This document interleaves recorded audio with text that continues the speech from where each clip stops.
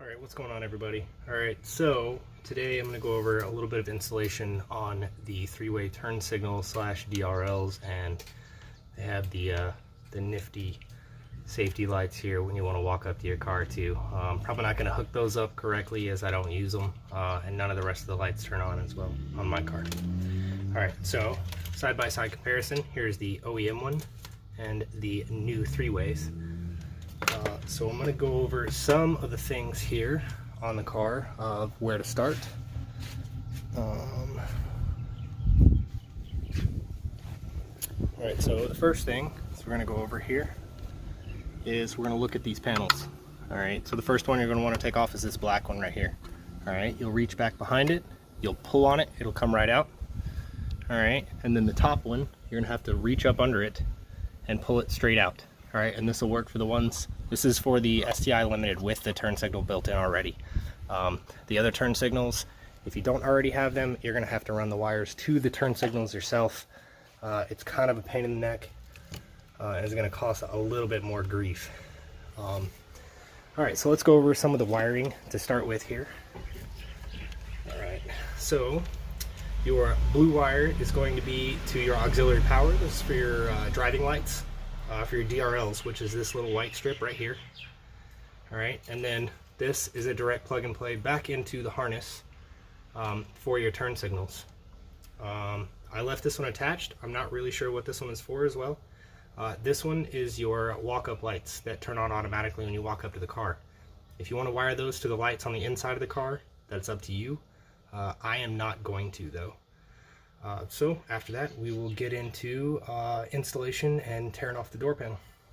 Alright, so for today's portion we're going to go over taking off the door panel. Alright, as you can see there's a little clip right here that you're going to need to undo, and then there's a clip that is down inside right there that you're going to need to undo. There's two Phillip head screws on the behind each clip.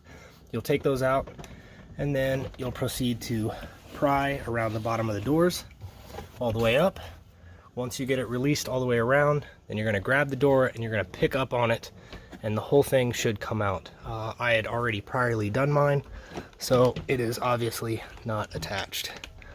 I'm going to let mine hang right here as I don't want to undo the wiring harnesses, and then we'll go over wiring your wires through the inside of the mirror and through the door and then through this little rubber grommet down here. And I'm going to run mine into here because I have all the rest of my DRLs wired up to that red wire right there on a fuse jump. Alright, the next step, there's going to be 3 10mm bolts right here, and then there's 2 in there. You can see one, and then the other one's right above it. It's a little difficult to see, it's a little dark in there. But that is going to be the next step, and that's going to deattach the outside of the mirror so we can try and run those wiring harnesses down through it and through the door correctly. Don't forget to undo the wiring harness right here so we can run the wire for the mirrors back out as we pull the mirrors through the door. Alright, so what I've done is I've threaded a piece of wire that I had that was a little bit thicker and easier to run up through here and through the top, just to make it a little bit easier on myself to try and pull this wire back through. Hopefully it works. Alright, look at that. There we go.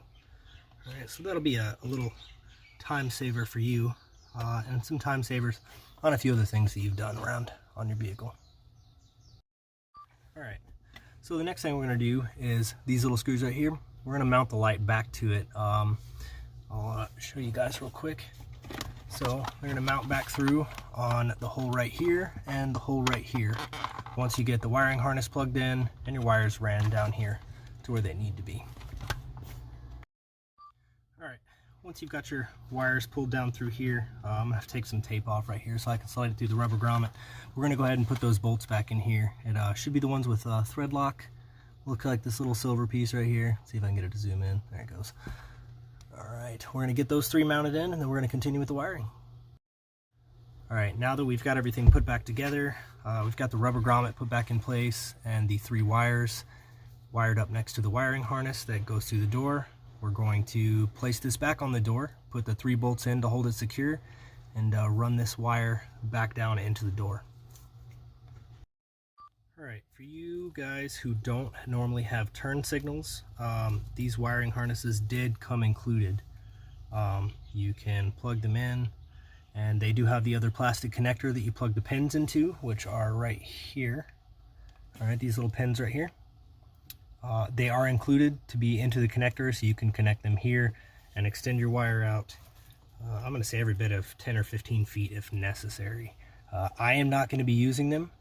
I will be doing everything manually and running the minimal wires that I need to run the power wire for the DRLs and the outside accessory lights. Alright, so after about 20 or 30 minutes of struggling to get that wire through there, which I've determined that it's probably impossible for normal people without taking the door off, or unless you're a lot smarter than me. I punched a hole through the top of here, and I'm going to run these wires in through the door, into here, and we're going to wire them up.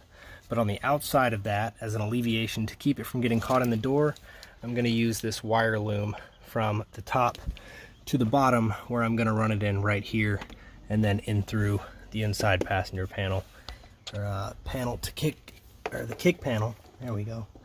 That way we can run it up into the fuse box right under here to this wire that will be clipped off and mounted from here.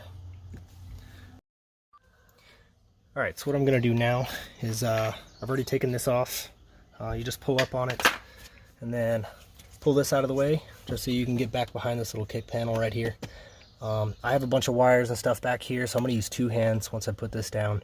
But once I get it through there, I'm going to run the tip of this through. Normally it would have your little piece on it so you can hook up your wires correctly on the other end, but I'm just using the wire and everything's hardwired in with the rest of the wires that I have down here in my fuse box already. So once we get it all pulled through there, we'll start on the next step. Alright, so once we've got everything wired up the way we wanted to, everything's tucked away, everything's bolted back in, we're going to take the top piece and the bottom piece and go ahead and snap those guys back on.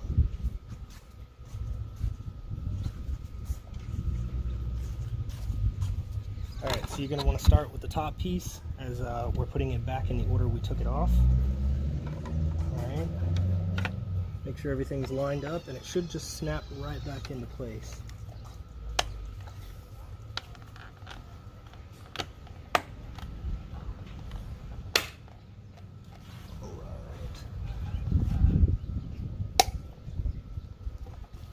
That one's on. Now we'll do the bottom piece. Alright, and the same concept, you're just going to line everything up. Make sure everything's flush, and then slowly snap everything back into place. Alright, and this should be your finished product of the install. As you guys can see, everything is pretty clean.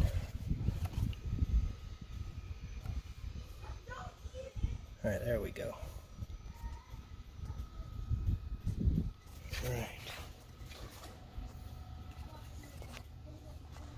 Alright, well hey, I appreciate everybody watching along as we go here.